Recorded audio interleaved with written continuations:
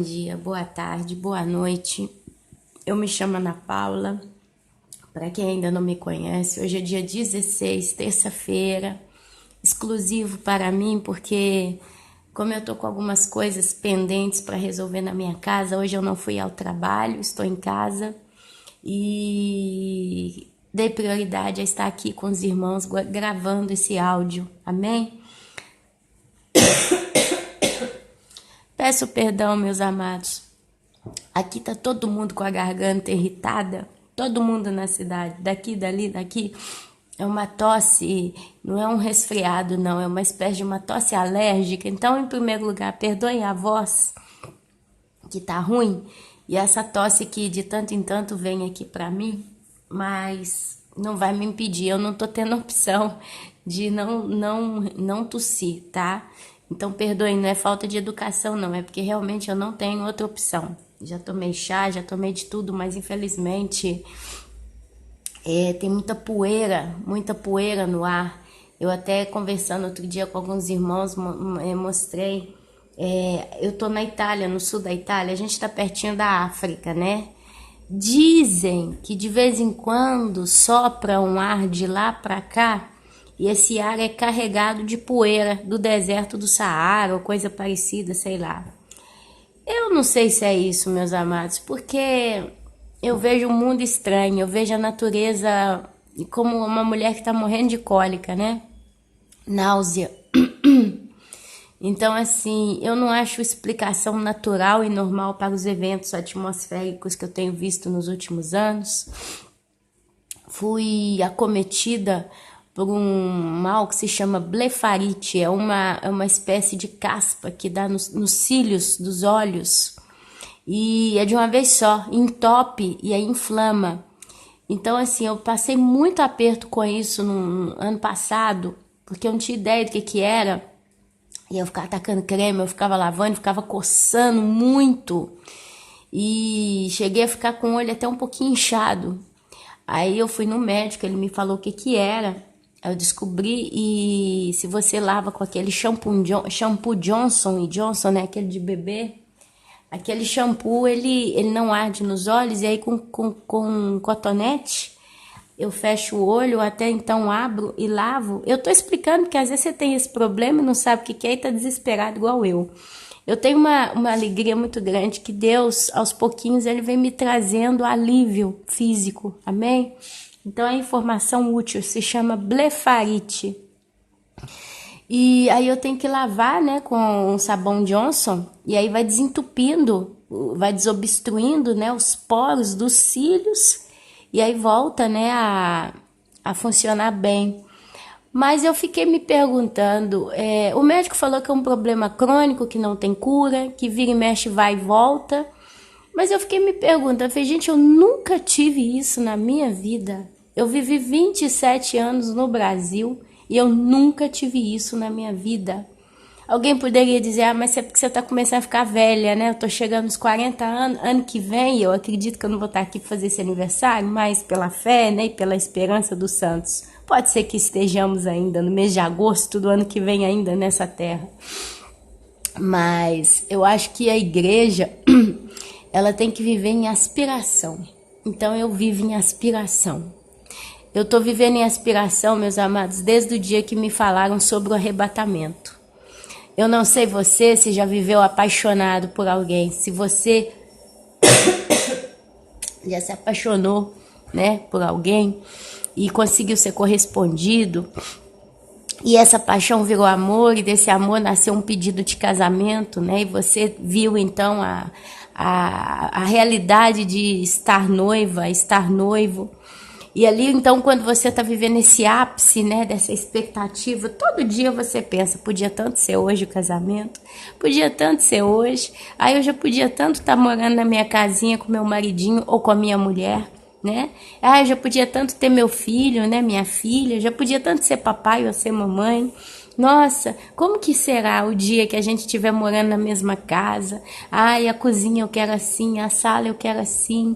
Ai, eu vou querer ter plantinha no jardim, eu vou fazer um jardim pequenininho. Ah, se a gente arrumar uma casa de aluguel, eu vou tentar arrumar uma casa que tenha um espaço para eu colocar pelo menos um vasinho de flor na janela. Então, todo dia a gente vive nessa expectativa. Então, eu vivo assim para com o céu. Amém? Eu fico pensando todo dia no céu. Na realidade, 24 horas por dia eu penso no céu, em Deus, em estar finalmente no descanso eterno. Mas é uma coisa minha, talvez um pouco sua, talvez, dependendo de quem está ouvindo esse áudio, também sente essa expectativa lá dentro do coração. E a gente sonha isso. Eu poderia hoje estar sonhando tantas coisas na minha vida pessoal. Eu sou uma mulher que eu tenho 38 anos, agora em agosto eu vou fazer 39. Então eu podia ainda estar aqui sonhando, né, em ter carreira, né? Não é que eu sou burrinha, né? Um pouquinho de inteligência eu tenho, alguma coisinha eu acho que eu poderia ter de expectativa para o futuro, porque eu sou assim, a minha natureza sempre foi essa, de querer crescer como pessoa. E eu poderia, sabe? Tô casadinha, né? Como muitos sonham. Eu vivi a vida inteira desejando um casamento. Tô casada já, nós estamos há 11 anos já. E poderia estar vivendo a vida da mulherzinha casada, com a casinha perfeita, né? Procurando todo dia comprar um lencinho, um paninho de prato novo, um lençolzinho, uma coberta para toalha, a toalhinha da mesa e não sei o quê, né? Mas, amados, o meu coração me pede o céu, o que eu posso fazer? Não é verdade? Os problemas eu tenho muitos probleminhas, mas a gente vive olhando para o céu. É como diz o pastor Nathan Rufino, não tem nenhum problema que o arrebatamento não resolva. E eu gostei muito dessa frase, roubei para mim também. Então, ano passado eu comecei com esse problema de blefarite, e eu sofri muito mesmo, porque gente, eu cheguei a pôr alho socado no olho, para vocês terem uma ideia. Eu pensei que era alguma coisa de inflamação, né? Porque realmente ficou inflamado. Eu cheguei a pôr alho, eu soquei o alho, eu fechei o olho, eu taquei aquele emplasto no olho. Eu não posso descrever para vocês a dor que eu senti, tá? Não resolveu nada. E depois eu achei um creme que bruxa, que queima, desculpa, bruxa é italiana, queima a base de cânfora, né? E eu comecei, aquilo ali me alivia até hoje, eu ainda uso ele. Mas o sabonete Johnson, mais um anti-inflamatório, é o que resolveu o problema praticamente. Mas fiquei pensando, falei, eu nunca tive isso. São anomalias esquisitas, não é um negócio que você tá... Uma coisa é você viver nesse mundo durante 60, 70, 40 anos e aparecer alguém e falar, eu tenho uma gastrite, eu tenho a sinusite, eu tenho sempre dor de cabeça, eu tô com o joelho, com água no joelho, porque eu trabalhei durante muitos anos. Então são maus, eu tenho dor na coluna, porque eu tenho uma hérnia de disco. Que mais? Qual o problema? Eu tenho artrite, porque eu trabalhei muitos anos, né, num restaurante, com quente, com frio, e mexendo com coisa pesada, ou então eu trabalhei muitos anos com computador, e meu braço e tal. Então são maus naturais que a gente mais ou menos já imagina, né? Eu tô com a pressão alta, eu tô com a glicose alta, porque vivi a vida inteira comendo porcaria, agora meu corpo tá me cobrando a conta, né? São maus naturais que a gente normalmente até imagina que vem com o tempo, não é verdade? Agora, o olho do nada começa a coçar, arder, inflamar, você já começa a ficar meio assim, opa, ei, tem alguma coisa acontecendo, né? E isso reflete, igual aqui nos últimos anos, eu tô sempre, não é resfriada, mas eu tô sempre com alguma irritação respiratória, não sempre, mas nesse período agora, e assim, veio semana passada, eu mandei uma foto para alguns irmãos, e o céu, aqui onde eu moro, ele tava marrom, verso cor de mostarda. E assim, eu lavava a parte de fora, né, o balcãozinho que eu tenho aqui, eu lavava ele, saía aquela terra vermelha, aquela poeira alaranjada. Aí no dia seguinte, tudo sujo de novo. Tem superfície, eu tenho uma mesinha de vidro, né, até um negocinho de vidro preto, ela tá ali fora. Todo dia eu deixo ela limpinha. No dia seguinte, ela tá toda coberta dessa terrinha, né? Ela tá sempre coberta dessa terrinha. Então, amados, eu vejo claramente que não é a Ana Paula que tá ficando velha, não é a Ana Paula que tá doente porque que sabe o quê. Mas eu acredito, assim, de modo muito claro, eu vi esse céu feio esses dias e ao mesmo tempo os aviãozinhos jogando os rastros químicos. E vejo meus filhos sempre com problema, irritação, sabe? Irritação na garganta, irritação, tosse crônica, olho que arde.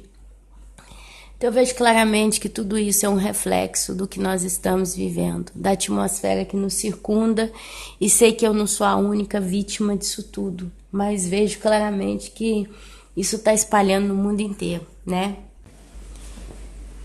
E Deus, no decorrer desses anos, aos pouquinhos, vem me trazendo, né, clareamento sobre meus problemas pessoais. O que que é isso, o que que é aquilo, aos pouquinhos eu fui descobrindo, né? É claro que eu fui no médico, o médico ajudou muito, mas dali abriu um leque muito grande para mim.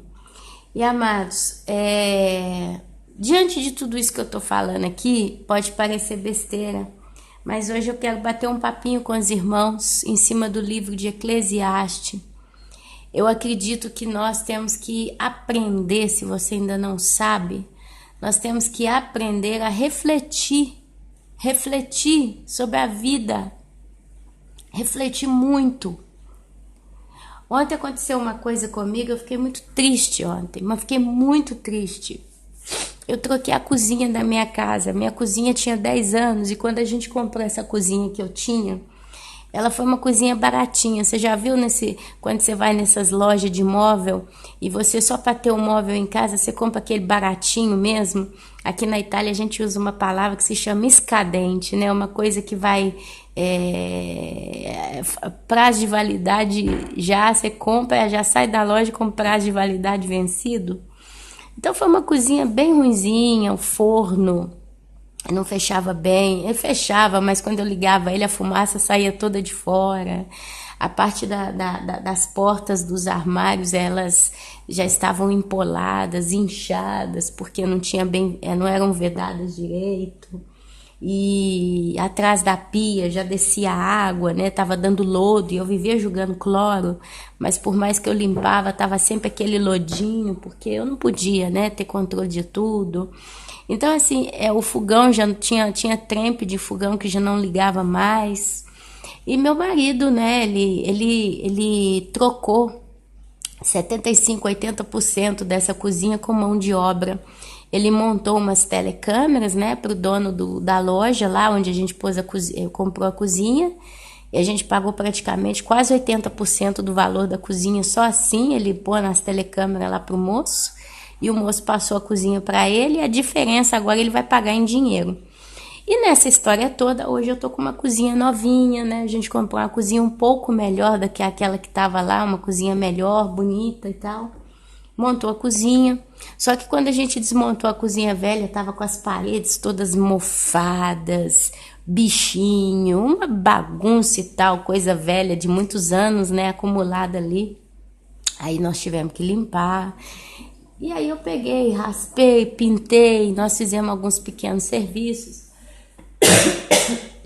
E nessa brincadeira a casa toda ficou cheia de poeira, ficou suja. E ainda tá. Hoje eu ainda tenho que dar uma mexida boa aqui ainda, porque amanhã eu retomo a trabalhar. Então, o que que acontece? Se montou a cozinha, eu fiquei uma semana comendo na casa da sogra, foi um desafio para mim, mas glória a Deus eu consegui passar por ele. E terminando toda essa história, ontem eu falei que eu não iria trabalhar, porque eu não podia largar a casa como estava. Tinha terra, argamassa, tinta, sujeira, bagunça. Ixi, só de imaginar eu já fico nervosa aqui. Sabe quando você limpa e ainda sente que tá suja a casa? Tá assim. Aí o que que eu fiz? Meus meninos foram pra escola, meu marido foi trabalhar. E eu comecei, eles vieram montar a cozinha ontem de manhã, terminar de montar. E como meu menino tá alérgico à poeira, eu fui lá no quarto dele, fui limpar o quarto, porque de manhã eu não podia fazer outro, a não ser fazer alguma coisa. Ficar sentada aqui olhando os caras montar a cozinha não era justo, né? Então, enquanto eles trabalhavam aqui na cozinha de manhã, eu trabalhava lá no quarto, tirava colchão pra fora, pus no sol, fui limpada aqui, fui limpada ali e tal. E mais ou menos na hora que eles acabaram a cozinha, eu acabei lá dentro. Aí vim pra cozinha e fui mexendo e aí começando a correr contra o tempo, porque eu já achava que hoje eu ia trabalhar. E gira daqui, gira dali, gira daqui, gira dali. Comecei a limpar a casa toda, porque aonde eu ia tinha terra, tinha poeira, tinha sujeira, tinha bagunça, tinha desordem e eu tava louca. Deu 4 horas da tarde, a casa ainda estava naquele estado, não tinha nada no lugar, não tinha nada racional nessa casa. E aí eu fui mexendo, aí mandei uma mensagem para a patroa falando que hoje também eu não ia dar conta, eu tinha que liberar a casa, e gira daqui, gira dali. Deu 7 horas da noite, eu já estava com a casa toda em ordem, entre parênteses, eu tinha conseguido um bom progresso, já parecia uma casa de novo. Aí meu marido chegou, nossa, que casa perfumada, que não sei o que, não sei o que, só que eu tava já de saco cheio e cansada, né?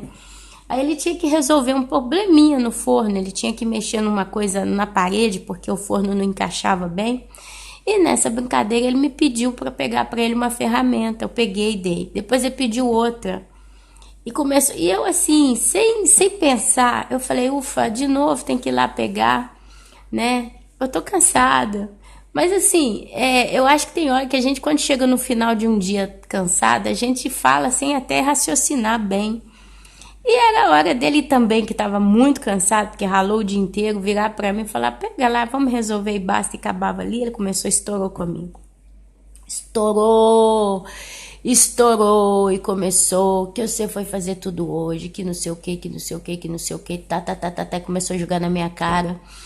E ali eu comecei a tentar segurar a onda e depois ele começou a botar defeito nas coisas. Ah lá, que tá bagunçado, que não sei. E aquilo ali foi me fazendo ficar nervosa. Eu explodi. Ontem eu explodi. Eu explodi com ele, eu xinguei ele. Xinguei, fiquei brava. E nós brigamos feio aqui ontem. Mas de 15 minutos de briga. Bati porta na cara dele, tirei. Vai pra lá, não me enche o saco não. Bati a porta, fui tomar banho. Tava de tarde, já tava à noite já. Precisava cozinhar, e camurrinha. Ontem foi, o negócio foi feio aqui, meus irmãos. Infelizmente eu uso uma frase, mas ela é verdadeira e você pense nela. Os ímpios, eles conseguem tirar dos santos o mal que tem nos santos. Eles conseguem expor aquilo que tem em nós que é mal, que é a nossa natureza caída. E consegue externar isso várias vezes. E foi uma bagunça. Foi uma bagunça, acabei chorando, porque eu fiquei muito com raiva. Eu fiquei, gente, eu fiz tanta coisa e o cara não reconhece, e não sei o que, não sei o que, não sei o que. Passou aquilo, eu calei a boca. Cozinhei um macarrãozinho, a gente comeu. Aí ele, calma, né? E eu ainda joguei na cara dele. Você, desculpa, mas essa palavra, você é um cretino. Porque agora você tá aqui dando essa bagunça toda, implicando com tudo, porque aí começa a achar defeito em tudo. Dali parte pra pior. Foi só piorando a história, né?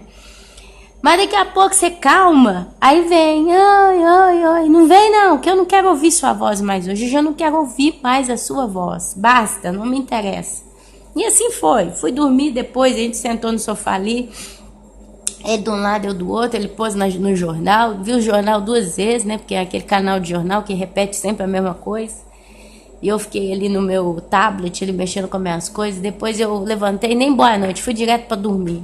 Deitei na cama chorando, pedi perdão a Deus. Falei, Deus, tá vendo? Olha só, eu fiz o meu melhor, eu fiz o meu impossível ontem. Dentro daquilo que eu tinha que fazer, eu fui no meu máximo. E essa casa tá como tá, porque realmente eu fiz tanto. E ele não reconheceu e começou a xingar e dar problema. Eu entendo que ele está cansado, ele está estressado, conta para pagar, casa suja, tudo ao mesmo tempo. Mas eu sei que se ele chegasse aqui, depois de eu ter ficado o dia inteiro nessa casa, encontrasse a casa do jeito que ele deixou de manhã, ele ia com essa briga do mesmo jeito, ele ia implicar do mesmo jeito. Então eu pedi perdão a Deus, eu falei, eu pequei contra ti, porque eu infelizmente xinguei, gritei, fiz a minha bagunça. Não sou de ferro, não tenho sangue de barata, e etc, etc. E falei para Deus, mostra para ele, Senhor, mostra para ele que ele errou. Ele errou. Eu errei por ter feito meu barraco, em palavras pobres. Eu errei.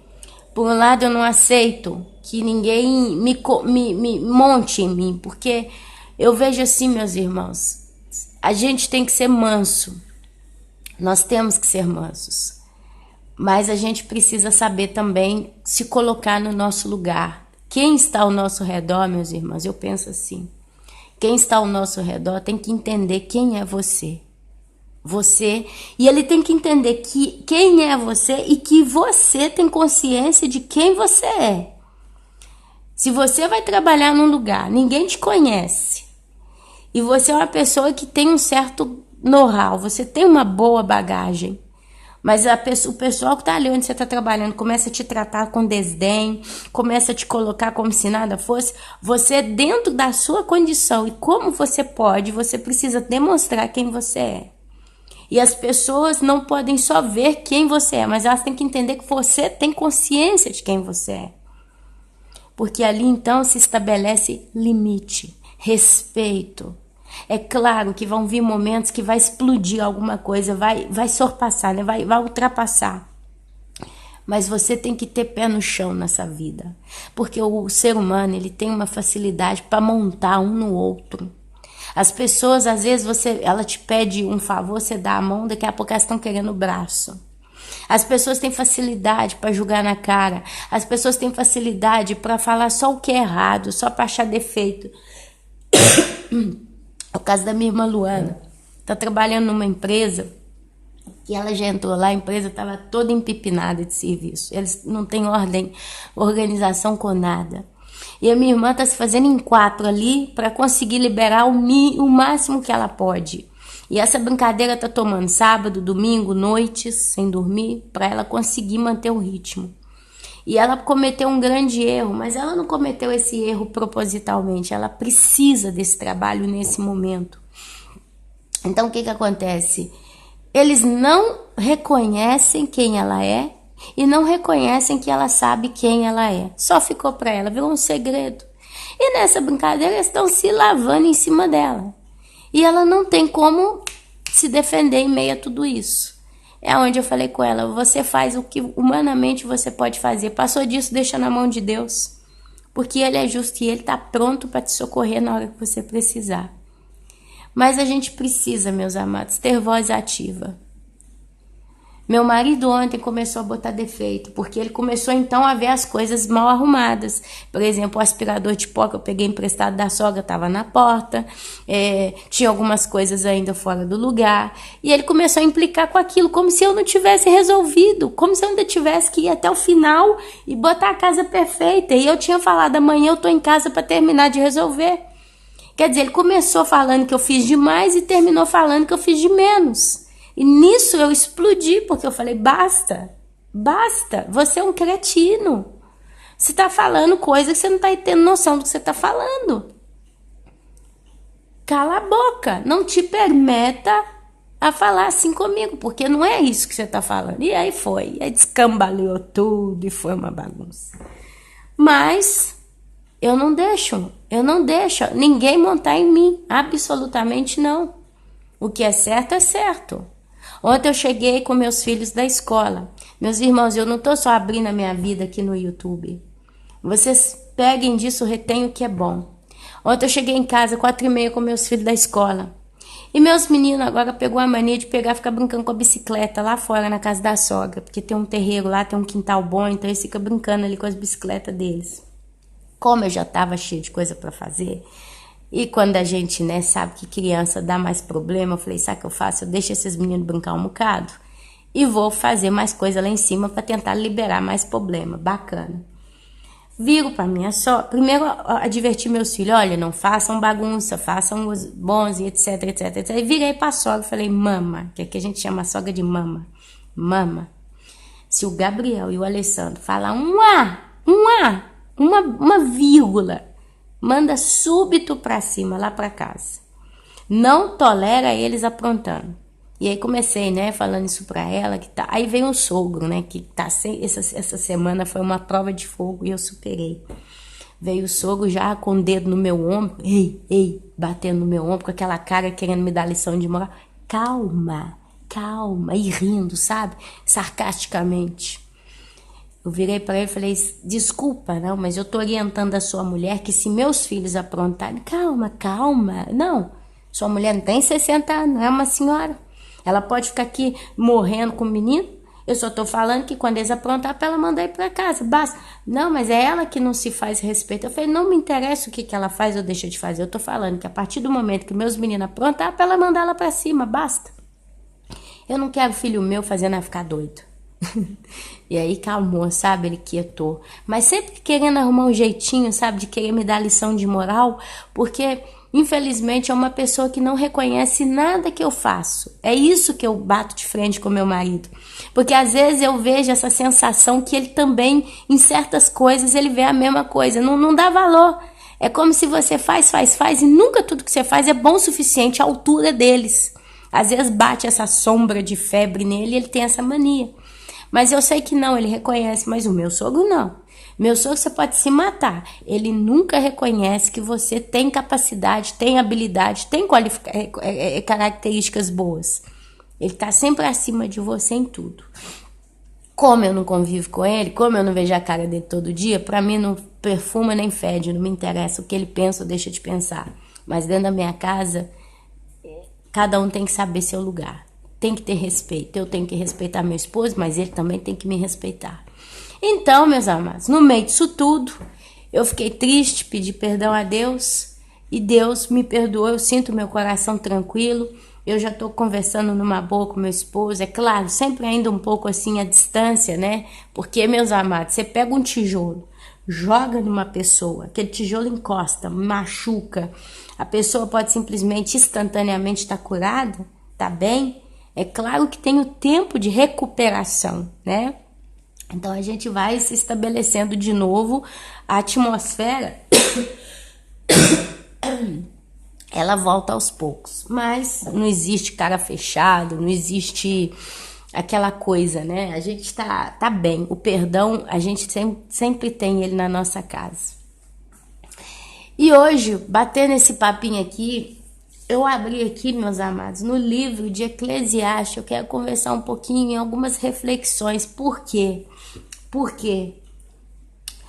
Porque é uma coisa que Deus tem falado de modo tão forte comigo nos últimos 2 meses, mas está falando forte demais. É sobre a morte. A morte. Talvez você fale, poxa, Ana, mas você está morrendo? Você vai morrer? Sinceramente, eu nunca senti no meu coração que Deus vai me levar desse mundo como uma morta, né? Que eu vou morrer nessa terra, meu corpo vai para debaixo de uma sepultura, vai ser queimado, cremado. Eu nunca tive essa sensação, eu nunca tive essa convicção, pelo contrário. Mas isso é uma outra história. Mas eu vejo aqui na minha cidade onde eu moro, muita gente morreu nesses últimos 3 meses. Morreu muita gente mesmo. Todo dia um funeral. Lá onde eu trabalho, elas ficaram uma semana inteira indo de funeral em funeral. E desses funerais, eu fui em um. Eu fui em um desses funerais e meu marido foi num outro. E no funeral que eu fui, dessa mulher que morreu tem 3 meses, mais ou menos, quando eu vi ela no caixão, ela morreu com câncer. E quando eu vi ela no caixão, ela estava com os olhos cerrados. Quer dizer, não estava nem aberto nem fechado. Eles não conseguiram fechar o olho dela totalmente. Aí dava para ver um pedacinho da bolinha do olho dela. E eu vi aquilo na mesma hora. Eu percebi, porque é uma pergunta que eu sempre fazia. Eu falei, mas por que quando a gente vê na televisão... Perdão. Porque quando a gente vê na televisão a pessoa que morre, eles vão lá e fecham o olho da pessoa. Você já viu eles passar a mão para fechar o olho.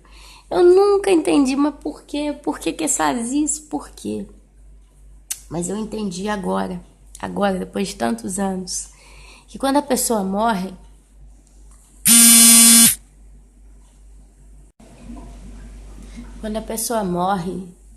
todos os músculos, parece, né?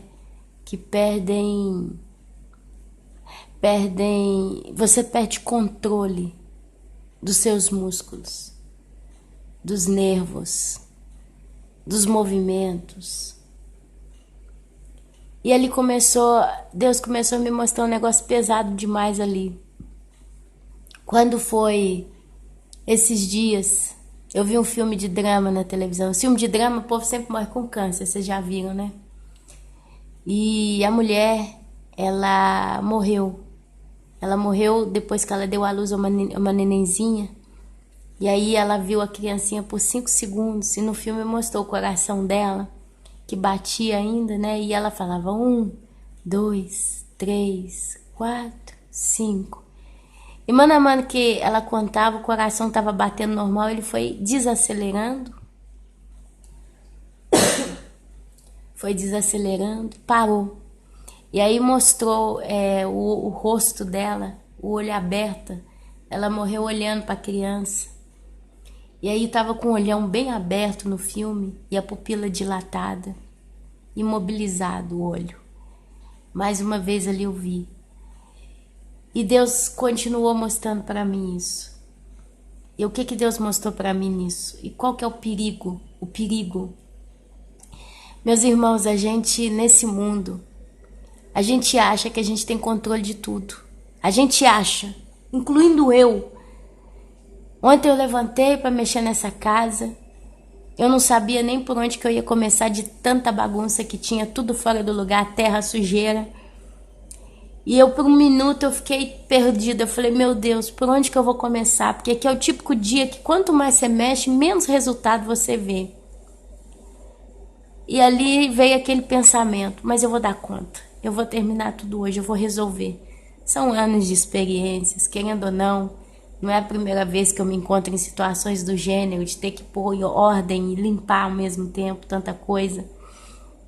Então lá no fundo eu pus isso no meu coração. Vai dar tudo certo, vai, eu vou resolver tudo. No final do dia terminou em briga.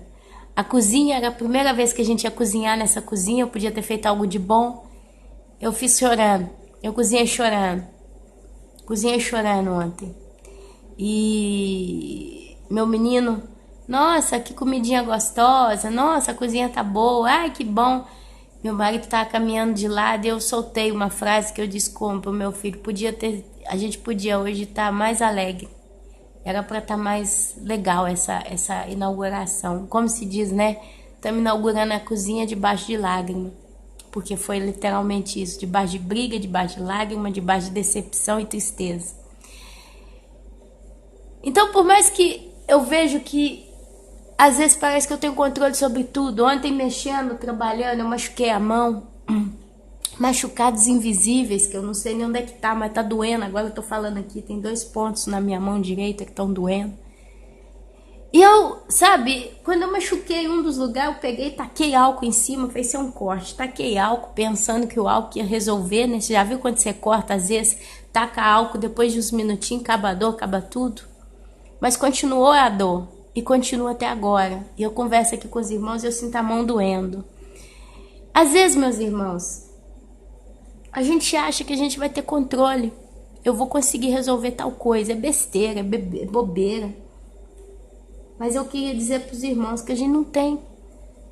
E a maior prova que a gente não tem controle sobre tudo, como a gente acha que tem, é quando a gente morre. Para vocês terem uma ideia, a gente não tem condição nem de fechar o olho quando morre. Se a gente morre naquele momento com o olho aberto, imagine, a pessoa tá piscando o olho. A gente pisca o olho o tempo todo. Você já parou para perceber? Para pensar. A gente pisca o olho o tempo todo, meus irmãos. O tempo todo você tá piscando o olho. Mas entre uma abertura e um fechamento de pálpebra, se a alma sai do corpo, naquele momento, se o olho tá aberto, o olho fica aberto. Se o olho tá fechado, o olho fica fechado. Você, quando o seu tempo acaba, você não tem tempo nem para fechar o olho. Ah, onde é que você quer chegar com tudo isso? Aonde é que você quer chegar com tudo isso? Olha só. Eclesiastes, capítulo 12. Eu não vou ler ele, não. Eu vou ler só um pedacinho dele. Versículos 6 e 7, do capítulo 12 de Eclesiastes. A Bíblia diz: antes que se rompa o fio de prata e se despedace o corpo de ouro, e se quebre o cântaro junto à fonte, e se desfaça a roda junto ao poço, e o pó volte à terra, como era, e o espírito volte a Deus que o deu. O espírito volte a Deus que o deu. Vaidade de vaidade, diz o pregador. Tudo é vaidade. Amados, a realidade é que a gente não tem, quando acaba o nosso tempo para nada. Muita gente acha que, eu vou fazer minha vida, porque ninguém pensa nesse nível aqui, ó.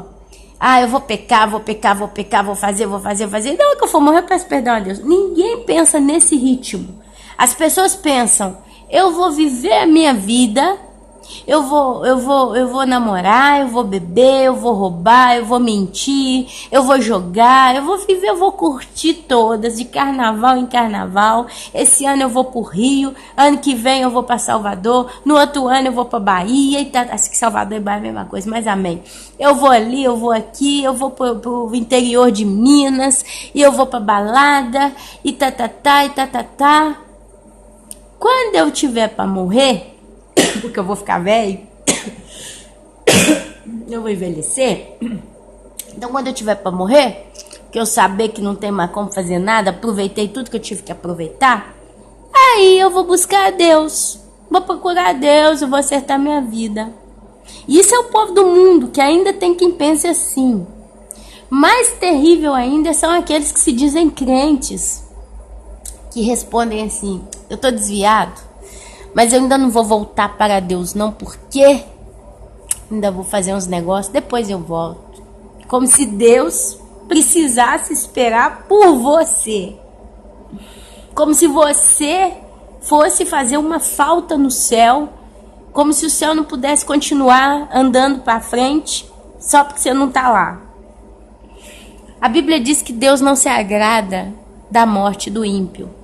A Bíblia diz que Deus sofre. E Ele amou o mundo de tal maneira que Ele deu o Filho dele para que todo aquele que nele cresce tivesse vida e vida eterna. Justo?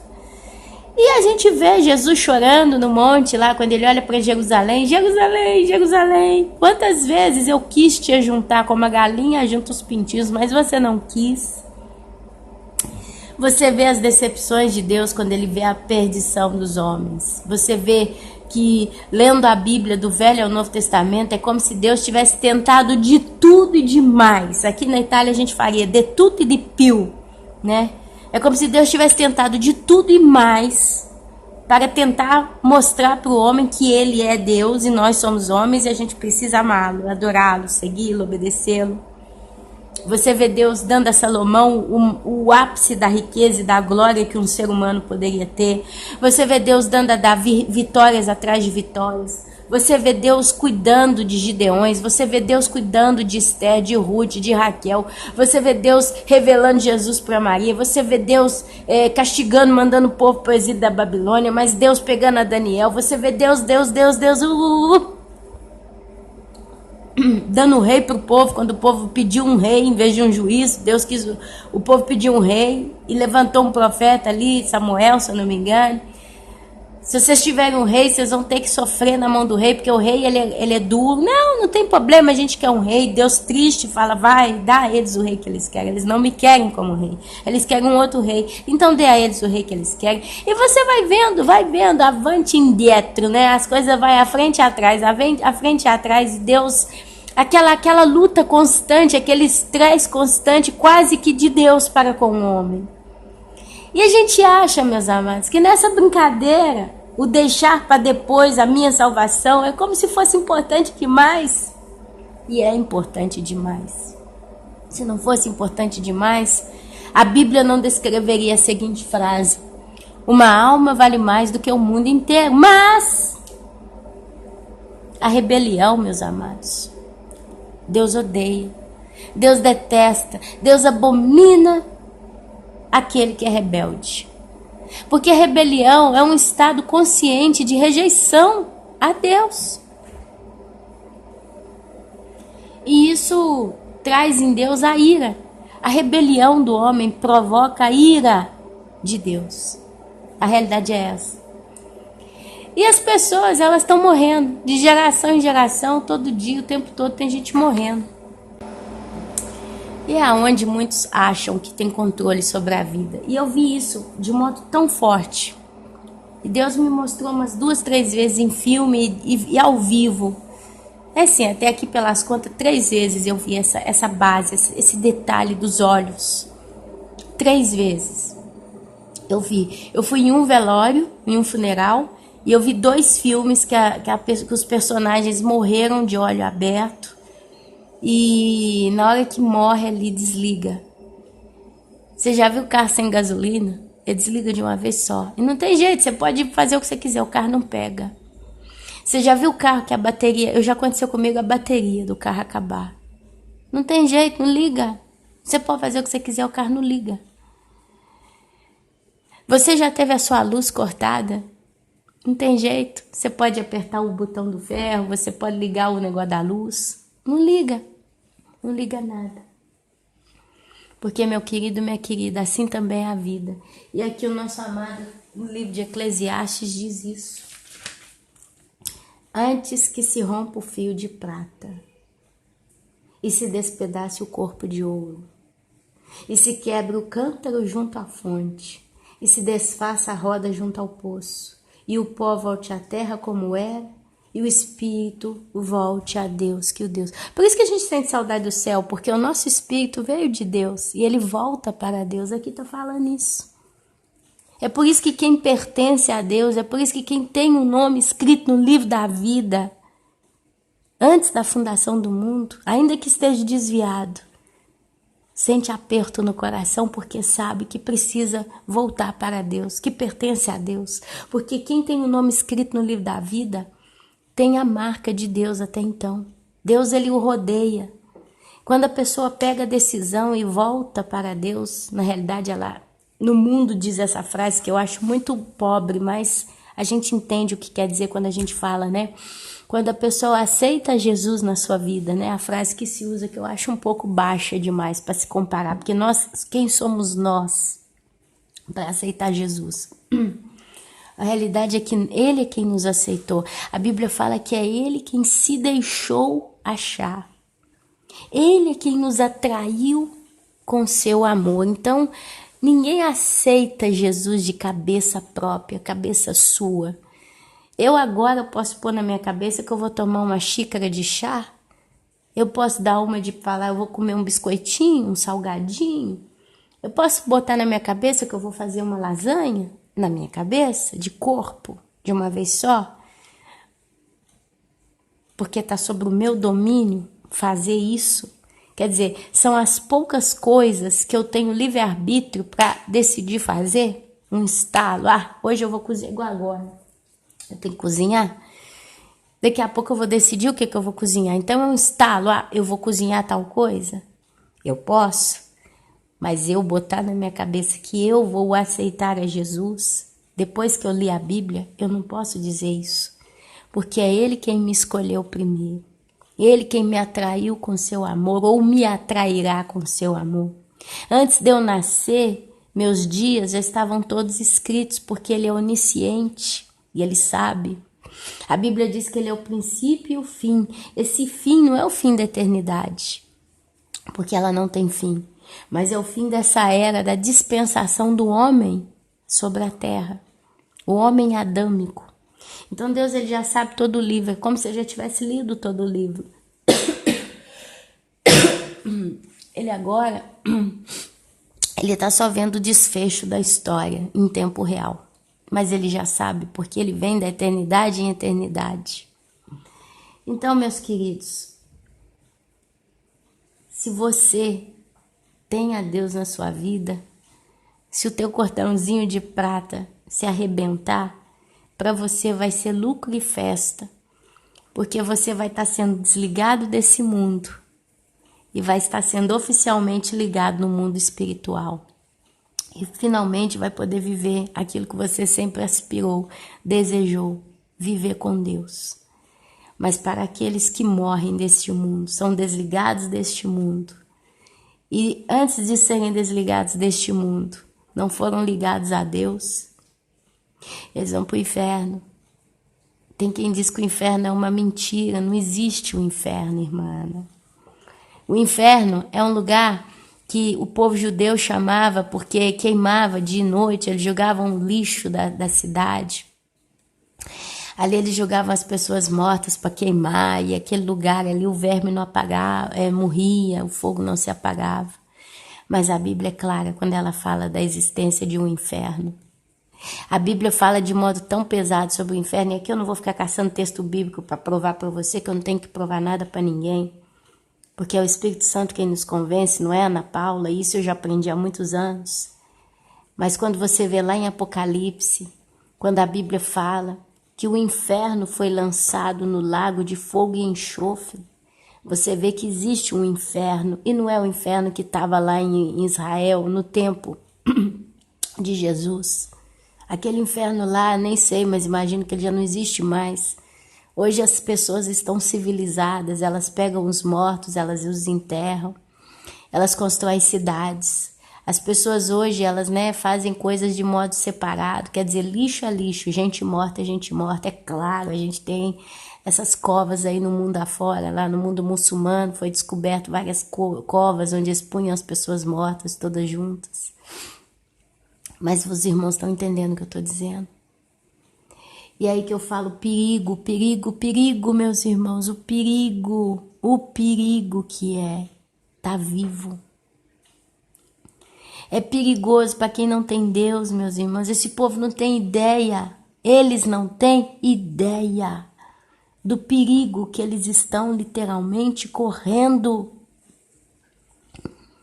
Porque quando não tem esperança nenhuma para muitos, amados, que perigo é. Aqui eu abro uma outra lacuna com os irmãos. Eu, Ana Paula, eu tenho intercedido pela minha família, pela salvação da minha família há muitos anos. Nós estamos falando aí há uns 20 anos que eu tenho orado, por exemplo, pela salvação da minha mãe. Orei pela salvação de meu pai, Deus o salvou, eu tenho certeza. Orei pela salvação da minha irmã Luana por tantos anos. Hoje ela está salva, acredita no arrebatamento, está no mesmo ritmo que nós. Parece uma besteira, parece fácil ver a Luana hoje como ela está. Mas só Deus sabe quantos anos de lágrima eu derramei para que ela se convencesse em sair da igreja errada que ela estava, em aceitar Jesus de todo o coração e largar tudo que não presta. E olha que ela sempre foi uma boa pessoa, mas ela estava na religião errada, idolatrando, vivendo coisas erradas. E Deus mostrou isso para ela claramente. Foram anos. E tem ainda minha mãe, tem uma tia, irmã mais nova de minha mãe, que para mim é como se fosse uma outra mãe. Tem a minha sogra, tem os cunhados, primos, e tem o resto da família. E eu já orei por todo mundo, Deus o sabe. Mas hoje tem aqueles que eu oro mais. Nessa história toda, eu olho hoje essa situação, esse quadro da Ana Paula, que intercede pela sua mãe, pelo seu pai, que se intercedeu pela irmã, por fulano, ciclano e betano, como uma espécie de seguro vitalício. Você já viu o que é um seguro vitalício? Você, às vezes, acabou de ser mãe, aí ganhou a nenenzinha e você fala assim, eu vou no banco, eu vou fazer um seguro para o meu filho.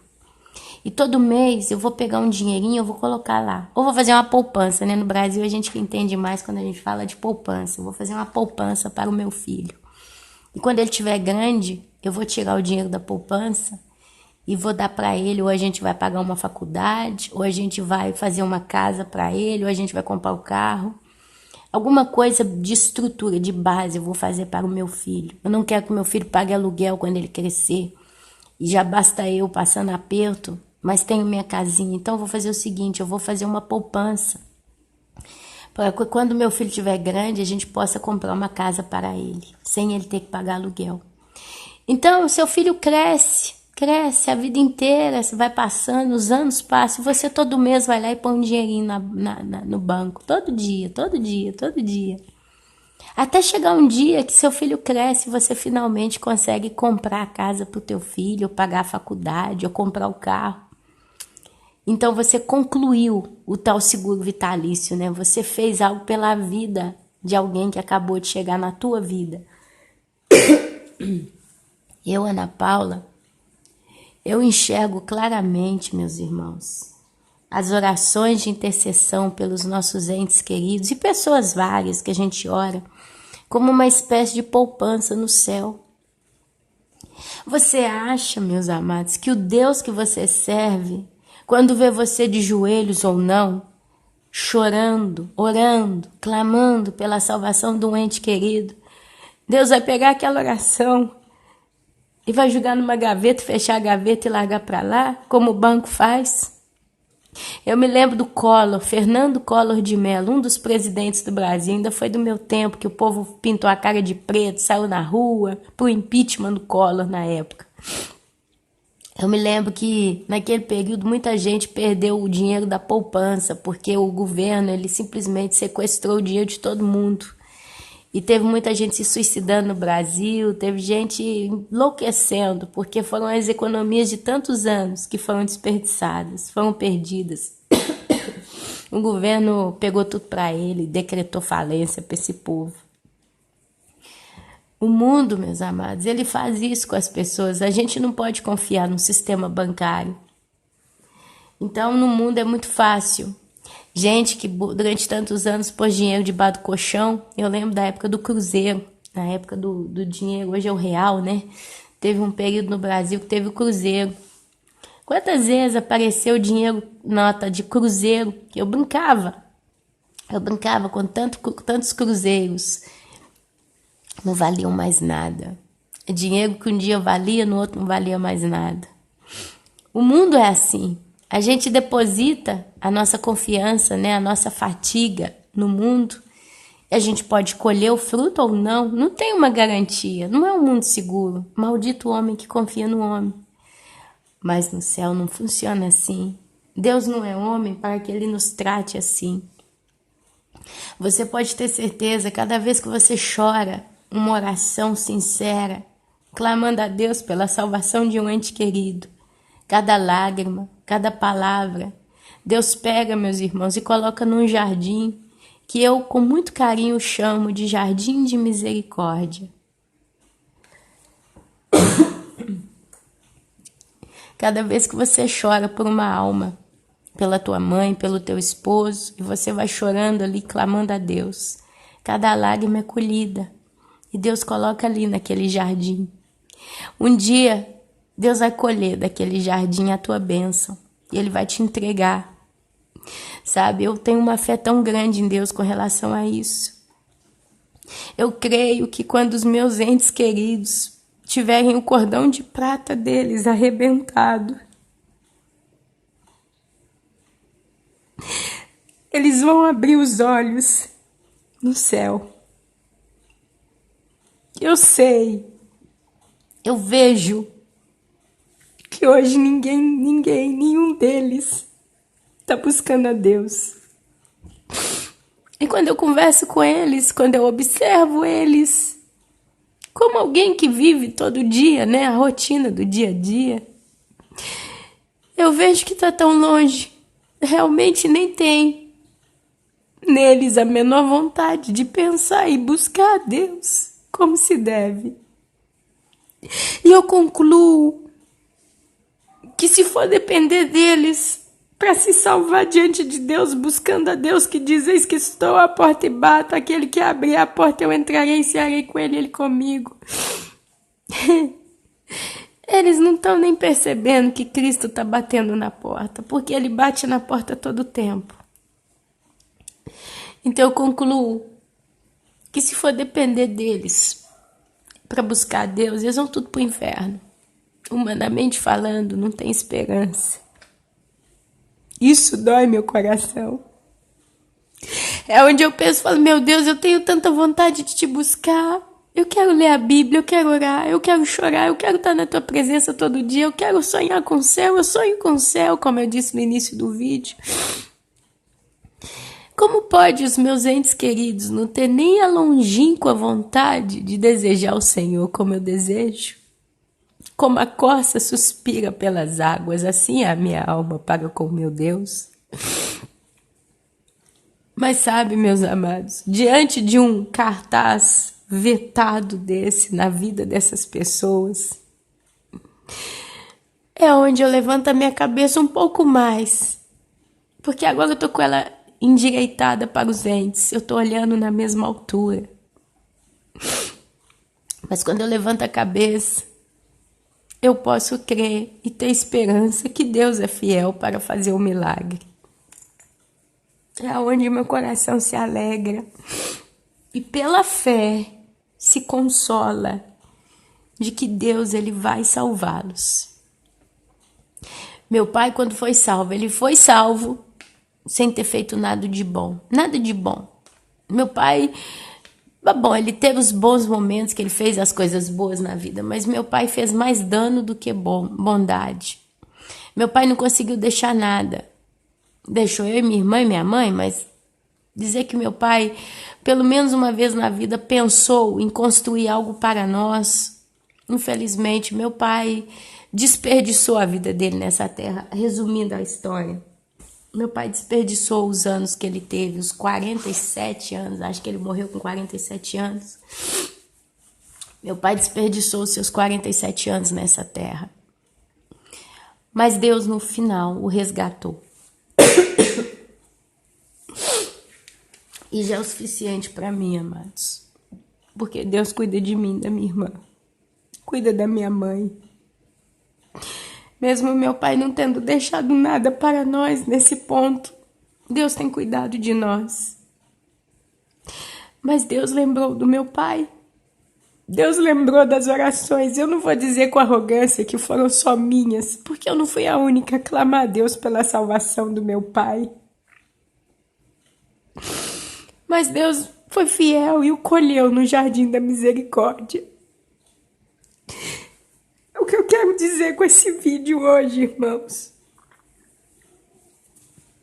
é para que você anime teu ânimo diante de Deus para com a tua vida e para com a vida dos teus entes queridos. Porque Deus, ele é poderoso, ele pode salvá-los. Ele pode. Talvez hoje você está vendo sua esposa tão diversa de você, tão diferente, tão voltada para o mundo, para as notícias políticas, para os problemas financeiros da sua casa, da sua vida, do seu trabalho. Talvez você está vendo seus filhos tão distantes, brigando, estudando, brincando, vivendo, desejando o mundo, desejando a beleza, a vaidade. Talvez está vendo seu marido todo dia preocupado em trabalhar para pagar a conta, que é o caso do meu. Quer ter tudo do bom e do melhor e tá fazendo o seu melhor para ter, mas a cabecinha dele só preocupa em fazer dinheiro para pagar e sair fora das dívidas, porque ele quer o melhor para a família, quer o melhor para os filhos, para mim, nos honra. Às vezes, minha amada, você tá vendo tua mãe religiosa, achando que tem Deus, e ela fala com tanta convicção com seus ídolos. Outro dia uma irmã contou pra mim que foi dormir na casa da mãe. Eu nem lembro quem foi a irmã, que são tantas. Ela disse que foi dormir na casa da mãe. Aí quando ela chegou lá no quarto, a mãe pôs ela num quarto. E as 4 paredes do quarto, em vez de ser a parede, era só santo. Quadro de santo, santo, altar, santo e santo. Ela falou, irmã Ana, só Jesus na causa. Sabe, às vezes você vê esses quadros, amados, eles estão tão perdidos. Então sim. E se eles morrerem, eles não vão ter tempo para pedir ajuda. É a realidade. Às vezes a gente acha, quando eu tiver para morrer, eu vou poder pedir perdão, eu vou poder... Não pode não, minha linda. Não pode não. Quando você tiver para morrer, você não vai poder não. É privilegiados que estão num quarto de hospital, podendo pedir perdão, como foi meu pai. Deus deu ao meu pai tempo. Aquele câncer que comia a garganta do meu pai, subiu, né, do pulmão à garganta. Um dia meu pai abriu a boca, tinha um pus na garganta dele. Eu não consegui imaginar a aflição do meu pai. A dor, ele não reclamou. Meu pai não reclamou nada. E Deus deu tempo. Deus deu tempo. Tem um vídeo na internet de um moço que foi baleado. Um rapaz. E na hora ele caiu no chão ali, baleado, mostra o sangue. E o povo rodeou ele, ficou ali querendo ver ele morrer. Como um espetáculo, né? Ó, ele tá morrendo. Abre uma mulher no meio daquele povo. Bota a mão no peito daquele homem e fala, olha, olha, olha. Aceita Jesus, aceita Jesus. E aquele homem não conseguia falar tanto, mas ele aceita, aceito. E ele morre e a gente crê que ele foi para o céu. São poucos os casos, amados, de pessoas que têm esses segundos de chance de declarar isso. E falam com desespero, mas com esperança. E Deus é maravilhoso, Deus é misericordioso e Ele colhe essas almas.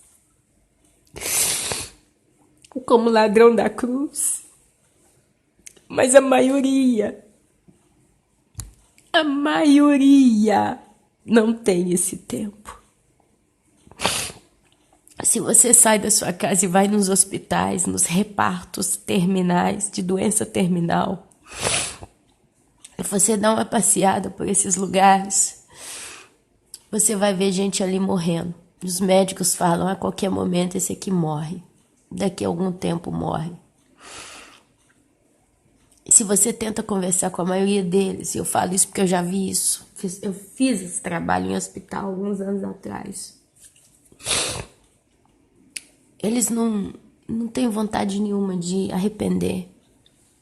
A maioria tá ali, quer despedir da família, tá sofrendo, tá triste, mas você não vê o aperto no coração deles e o desespero de topar, aceitar Jesus, digamos de modo bem baixo, bem raso, bem chulo, mas para ir direto ao ponto. Você não vê isso nos hospitais, você pode sentar e falar com eles, eles vão estar na convicção deles. Muitos, o Espírito Santo não convence a todos, amado. Deus sabe o porquê. São corações duros. E tem milhares e milhares de pessoas morrendo todos os dias, tendo seu cordão de prata arrebentado, indo para o inferno. Ninguém está dormindo, amados. Ninguém que faleceu está dormindo. Para com esse pensamento, se você o tem. Hoje tem duas opções. Tem dois lugares na eternidade hoje para o ser humano que faleceu. Ou ele está no chamado paraíso, e hoje esse paraíso está no céu, no terceiro céu onde Deus habita. E tem o inferno que está no centro do nosso planeta, está no centro do planeta Terra, está nas profundezas do abismo da Terra, seja ele onde for. Então hoje tem almas clamando debaixo do altar de Deus. Está lá em Apocalipse. Não lembro o capítulo, não me pergunte. Leia todo o livro que você vai encontrar. Clamando, até quando o Senhor vai esperar para fazer justiça ao nosso sangue que foi derramado na terra? E aí ele fala que lhes foi dado vestes brancas e foi dado a eles a notícia que eles descansassem.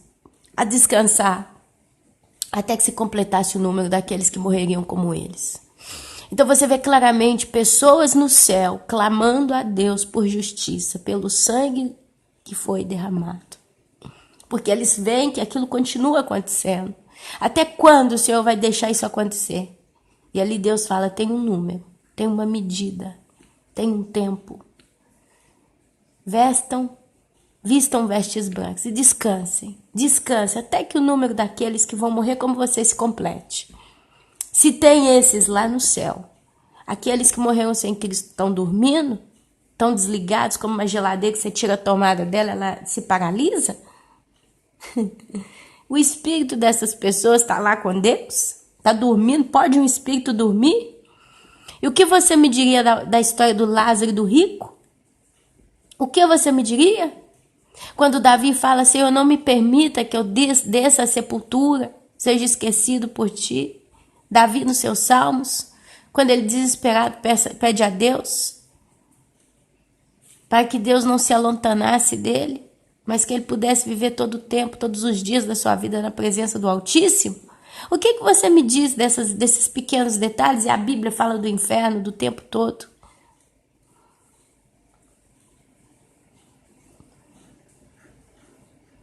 A gente está focado no arrebatamento da igreja.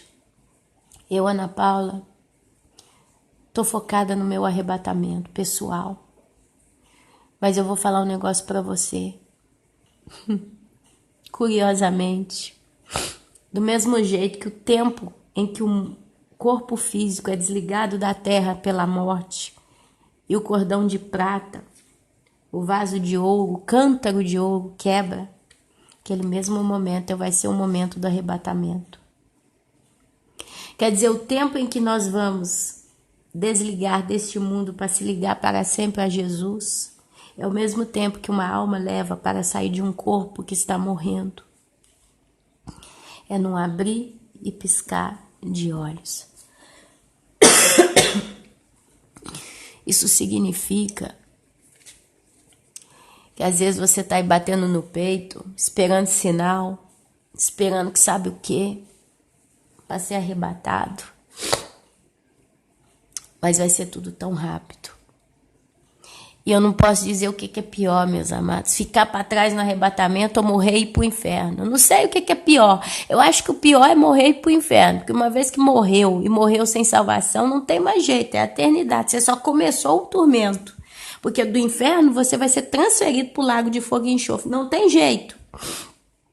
Mas aquele que perdeu o arrebatamento vai ficar na grande tribulação. A ficha vai cair. Sabe que vai passar 7 anos de inferno na terra, porque o inferno vai ser aberto na terra, literalmente. Ainda vai ter esperança de morrer em Cristo. Vai ter a cabeça cortada, vai sei lá o que vai acontecer. Esse mundo vai virar aquela série The Walking Dead, né? Aquela minissérie muito famosa que tem falado aí dos zumbis que tomam conta da terra.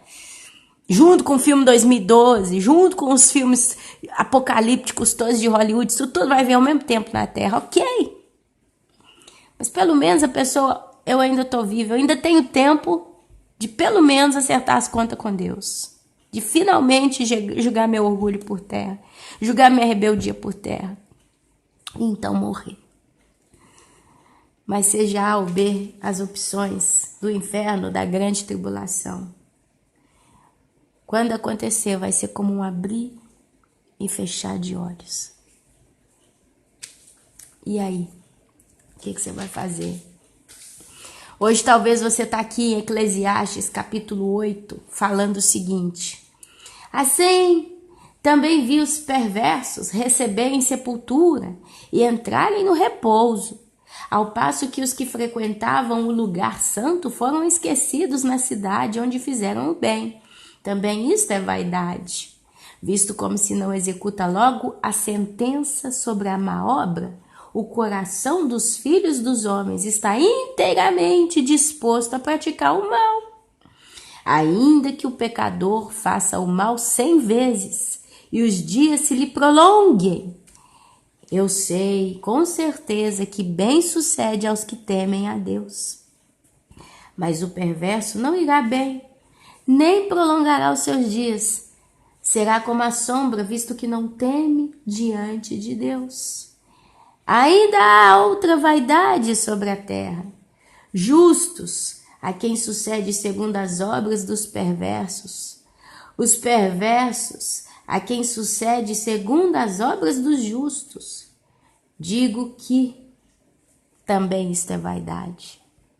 Então exaltei eu a alegria, porquanto para o homem nenhuma coisa há melhor debaixo do sol do que comer, beber e alegrar-se. Pois isso acompanhará no seu trabalho nos dias da vida que Deus lhes dá debaixo do sol, aplicando-me a conhecer a sabedoria e a ver o trabalho que há sobre a terra. Pois nem de dia nem de noite vê o homem sono nos seus olhos. Então contemplei toda a obra de Deus e vi que o homem não pode compreender a obra que se faz debaixo do sol. Por mais que trabalhe o homem para a descobrir, não a entenderá. E ainda que diga o sábio que a virá a conhecer, nem por isso a poderá achar. Eclesiastes capítulo 8, do versículo 10 até o versículo 17.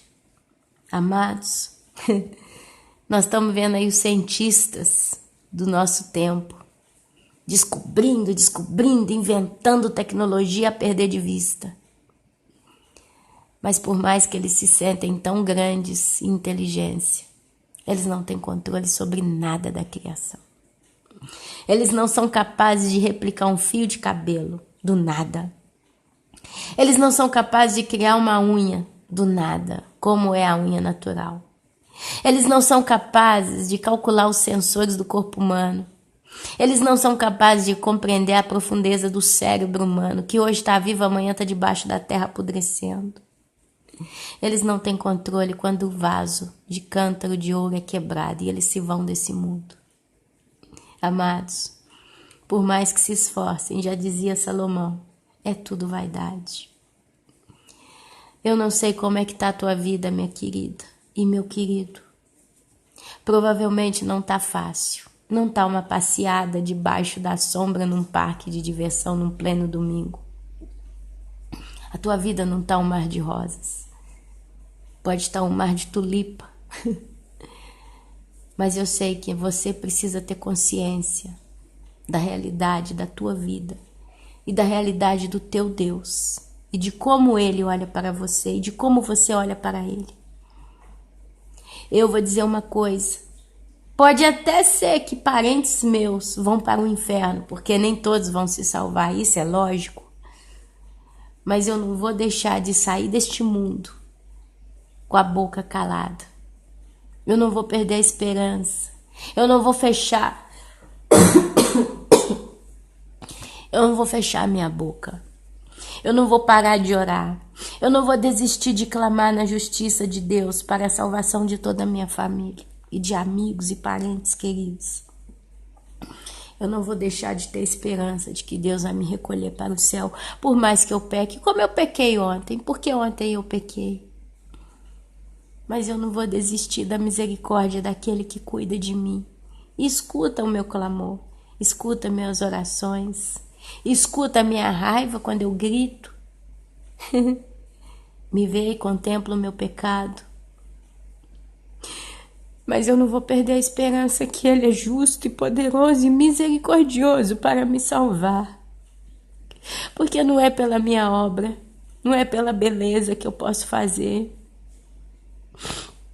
Eu posso limpar um chão, deixar ele um brinco, mas isso em nada vai valer para mim entrar no céu. Sabe o que conta? A esperança do Deus que salva, seja no abrir e piscar de olhos do arrebatamento, que seja no arrebentar do meu cordão de prata. A minha esperança é por mais que eu ainda seja uma pecadora, porque eu sei que eu sou. Quem me livrará deste corpo? Quem? É que eu tenho meu Deus, que é misericordioso e vai cuidar de mim. Ele vai cuidar de mim. Ele vai se lembrar que um dia Ele elegeu a minha vida. Ele me presenteou com seu Espírito Santo, me selou. E seja os anos que eu tiver nesse mundo, talvez eu chegue nos 40, talvez não. Talvez eu passe dos 50, creio que não. Mas Ele vai estar sempre com a mão pronta para me recolher na hora que tiver que ser. A única coisa, meus irmãos, que eu peço a Deus, e eu falo isso há anos, para Ele o sabe. Ainda que eu seja uma pecadora e eu sei que eu sou. A única coisa que eu peço para Ele é que naquele momento em que eu tiver para sair deste mundo, Ele me dê o tempo, a chance de estar irrepreensível diante dos olhos dEle. Que Ele me dê um segundo, um minuto, não sei quanto tempo me serve, mas que Ele me deu tempo suficiente para que eu conserte. Peça perdão. Reconheça Ele como meu único Senhor e Salvador. Reconheça que é Ele quem pode me salvar. Eu em mim nada posso.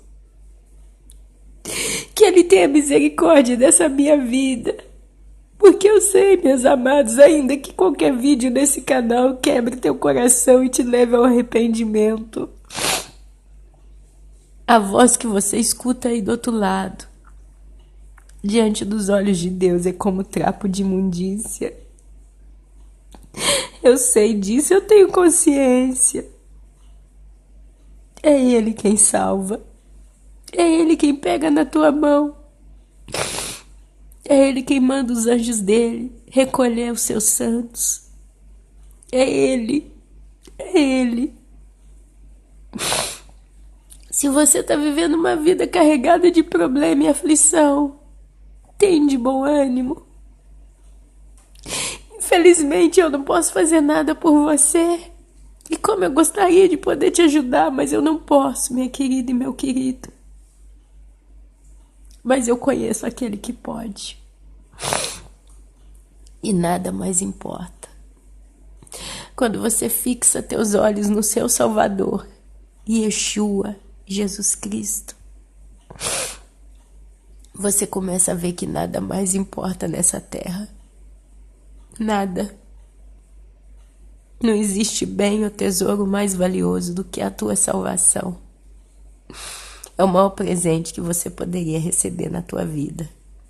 E o segundo maior presente que você poderia receber na tua vida, e você só vai ver isso provavelmente lá no céu, o presente completo, são aqueles que o Senhor vai levar para o céu, porque você intercedeu por eles, você chorou, você clamou, você pediu. Sabia que é pecado não orar? Sabia que se você não ora pelo próximo, pelo teu próximo, você está em pecado? Talvez você está vigiando, fala, Ana, eu não bebo, eu não fumo, eu não minto, eu não brigo, eu não isso, eu não aquilo, eu leio a Bíblia. Mas sabe, Ana, eu me sinto fraca, eu me sinto débil, eu me sinto longe de Deus, eu não entendo por quê. Se você não está orando pelo teu próximo, você está quebrando o segundo dos 10 mandamentos, que são mandamentos perpétuos. Não é lei, são mandamentos perpétuos. Você está quebrando o segundo mandamento, que é amar o teu próximo como a ti mesmo. E o próprio apóstolo Paulo fala sobre isso. Se não tiver amor, nada vale. Se você, minha querida, meu querido, não dispensa parte do teu tempo pelos teus irmãos em Cristo, pela igreja, pelos teus entes, que você não sabe quem é ou não é de Deus, mas sabe que todo aquele que vai ser salvo faz parte do povo de Deus, é o corpo de Cristo.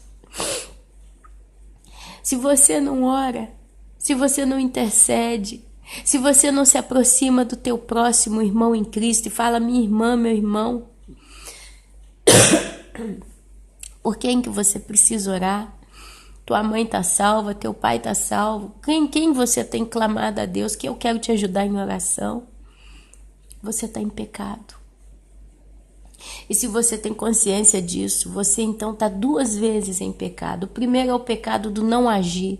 Você está quebrando a lei da perseverança dos santos. E o segundo pecado é o pecado da consciência. Quer dizer, você é cúmplice do teu próprio pecado. Você tem consciência que você está errada e não tá consertando, não está fazendo nada e sabe que Deus sabe que você sabe disso. Então você está 2 vezes em pecado. Uma coisa é você está fazendo um pecado porque você não sabe que aquilo é pecado, é ignorância. Então você entra na categoria do povo de Nínive, dos mais de 120 mil habitantes que Deus salvou através do profeta Jonas. Porque eles não sabiam distinguir a mão direita da esquerda. Então Deus é misericordioso e Ele sabe o que está no teu coração. Mas se você tem consciência, se você passa a ter consciência que tem atos na sua vida que você está praticando e são pecados e você não está cumprindo diante de Deus, você está 2 vezes em pecado. E talvez você que está aí me ouvindo está aí clamando a Deus para que Ele lembre de você no arrebatamento. E você está tendo zelo com um copo d'água. Ah, meu Deus, eu vou pedir o copo d'água na casa da minha cunhada, então eu não vou pegar da minha cabeça, que se eu pegar assim, talvez eu tô roubando a água. Às vezes você tá com essa pequenez na cabeça, com esses grilos. Mas o que mais importa para Deus é que você o ame, servindo Ele segundo a vontade dEle. E a vontade dEle é que você participe da seara, porque ela é grande, poucos são os trabalhadores. Se você não se importa, se você se acomoda, como pode você querer participar dessa família eterna? Como pode você querer ter seu lugar garantido no céu, se você não faz nada? Ah, eu leio a Bíblia, eu estou em santidade, mas não me interessa nada do resto. Amados, não engorde. Ezequiel 34:35 fala da ovelha que está engordando e comendo o pasto das outras, pisando nas outras. Às vezes é tão sutil o pecado. É tênue a linha que separa o pecado da legalidade, da comodidade, do que parece ser correto, politicamente correto, chame como você quiser. Toma cuidado, toma cuidado. Eu peco, amados, eu sou uma grande pecadora. Ontem eu mandei o meu marido pegar o carro. Eu vou falar isso aqui, você vai escandalizar comigo. Ir para aquele lugar. Eu mandei. Pega o carro e vai para aquele lugar. E é aquele lugar que você está imaginando mesmo, meu irmão. Saiu da minha boca ontem. Tinha uma barrinha de ferro que a gente põe na cozinha, que é para pendurar. Pendurar a colher. Já viu aquelas colheres grandes, aquelas coisas que você usa na cozinha, que é grande, aqueles garfão, aquelas colheres. E você põe um ferrinho no azulejo, né, da cozinha e pendura ali quando você lava. E eu pedi ele para pôr num certo lugar e ele começou a brigar. É feio, você tá vendo? Que não sei o que, não sei o que, não sei o que. E começou a quebrar o pau comigo. Vamos pôr aqui, o que você acha disso? Eu tava tão irada, eu tava tão cansada, eu tava tão estressada que eu falei, você quer saber de uma coisa? Pega esse pedaço de ferro e enfia onde você quiser. Mas me deixa em paz, enfia lá se você quiser. Saiu da minha boca. Saiu da minha boca. Gritei de porta aberta. Todo mundo escutou. Cretino! E xinguei, e xinguei, e xinguei.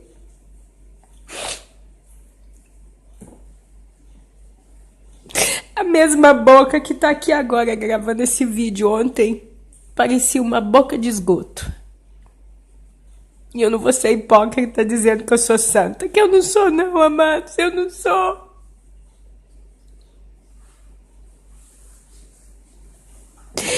Mas uma coisa eu tenho diante de Deus. Eu posso contar com Ele.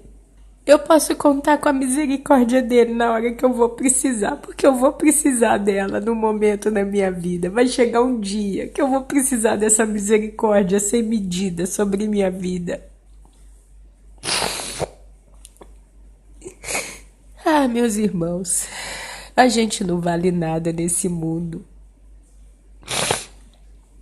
Por mais que você ande bem vestido, por mais que você tenha tudo, por mais que você se sinta bem, a gente não tem nada. A gente não vale nada. A gente vale se Deus nos escolhe, nos salva, nos elege. A gente então vale, porque aí somos filhos do rei, enxertados na figueira. Mas a gente é chamado de figueira brava e tem um motivo. E o tempo, meus amados, é o dom mais precioso que nós temos. E ele é como ele é, contadinho nas suas 24 horas, e é justo que seja assim. Outro dia, eu com esse serviço que eu tô nele, que eu quero que Deus resolva, mas até então, um dia eu falei, oh Deus, se eu podia me dar um pouquinho mais de tempo. Em vez de 24 horas, podia ser 25. Porque naquela hora a mais eu ia conseguir dedicar meu tempo ao Senhor com mais tranquilidade. Não ia ser tão fardoso, né? Ter que levantar mais cedo, com fatiga, etc. E eu comecei a desejar a Deus como seria bom se os dias fossem maiores, se eu tivesse mais tempo, se eu pudesse ter mais tempo todos os dias. Na hora ele me respondeu, porque tem coisa que ele responde na hora, meus amados. Tem coisa que ele precisa te mostrar na hora. E ele me respondeu, ele só falou o seguinte: para você seria bom, porque talvez você ia conseguir se arranjar melhor para ter tempo comigo. Mas e para aqueles que estão sofrendo tortura física, estão em cárceres, estão sendo violentados, para as crianças que estão sendo violentadas, e todas essas pessoas que estão morrendo como vítima, e pessoas que estão sofrendo e coisas que a gente não pode nem imaginar. Imagina uma hora a mais na vida dessas pessoas. Já o tempo que elas têm parece que não termina. A angústia, a agonia que elas vivem. Imagina se tivesse uma hora a mais, para que a justiça viesse para elas e iria retardar uma hora a mais. Oh Deus, como eu fui egoísta em te pedir aquilo. Amados, Deus é justo. Seja você como é, creia. Ele é justo. Ele é justo, Ele é justo, Ele é justo. E é na justiça dele que Ele baseia tudo. Creia que o tempo que você tem é o tempo justo para você se acertar dentro daquilo que humanamente você pode fazer e contar com o resto, com a provisão divina. Mas Ele é justo. Ele é justo. Não te esqueça que o Deus que você tem, seja lá como você o tem, porque eu não sei como você está com Ele, é justo. E Ele tem tudo calculado, Ele tem tudo medido, Ele tem tudo controlado. Por isso, não deixe de pensar nisso. Dê valor ao que você tem, ao tempo que Ele está te dando, antes que seja tarde demais. E assim, meus irmãos, eu encerro essa mensagem de hoje. Peço perdão aos irmãos pelas lágrimas, pela choradeira.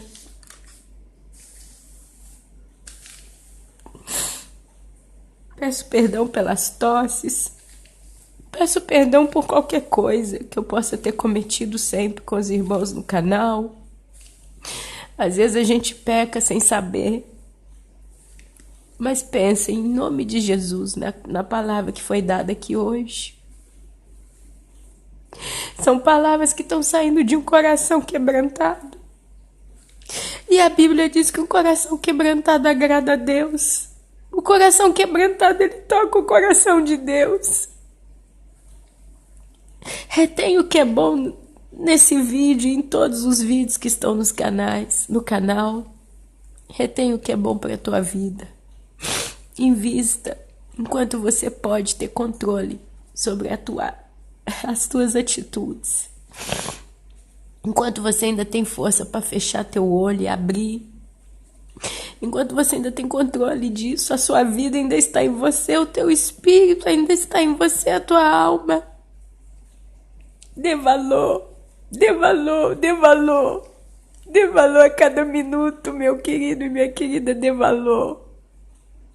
Que a tua oração venha ser essa: Senhor, me ajude, me ajude, me ajude a dar valor àquilo que tu tens me dado, me ajuda. Me dê condição, me ajuda, me livre de mim mesmo. Porque o nosso maior perigo somos nós mesmos, não é Satanás, não. Ele já está derrotado, já está sentenciado. Nosso maior perigo somos nós mesmos, porque a Bíblia diz que se você resistir ao diabo, ele mesmo vai fugir de você. Então significa que o maior perigo da humanidade é a própria humanidade consigo mesma. E eu preciso terminar esse vídeo na esperança de que ele vai tocar teu coração, assim como toca o meu. Amém? Eu não sei qual vai ser o próximo dia que eu vou poder estar aqui com os irmãos, mas eu tenho, ao menos eu tenho no meu coração a seguinte ideia: cada momento que eu tô aqui no canal com os vídeos é uma bênção, é tanto para mim, é um maná. O próximo momento só Deus o sabe, como o meu próximo minuto só Deus o sabe. Mas dê valor ao que você tem hoje. Dê valor. Não caia naquela frase que disse: louco, essa noite pedirão a tua alma. Não. Tenha sanidade, tenha bom senso, tenha equilíbrio, domínio próprio, mas tenha humildade, tenha sinceridade para com Deus, tenha consciência do Deus que você tem. Ele é lindo, Ele te ama e Ele deseja de todo o coração que você consiga combater e terminar a carreira. Amém? Então fique na santa, poderosa e gloriosa Shalom do Senhor. Orem a Deus por mim, para que eu possa estar aqui novamente com os irmãos o mais breve possível. Que o Senhor cuide de mim nessa terra, para que eu possa continuar junto com os irmãos. Amém? Fiquem na santa paz, na santa Shalom do Senhor. Amém, amém, amém.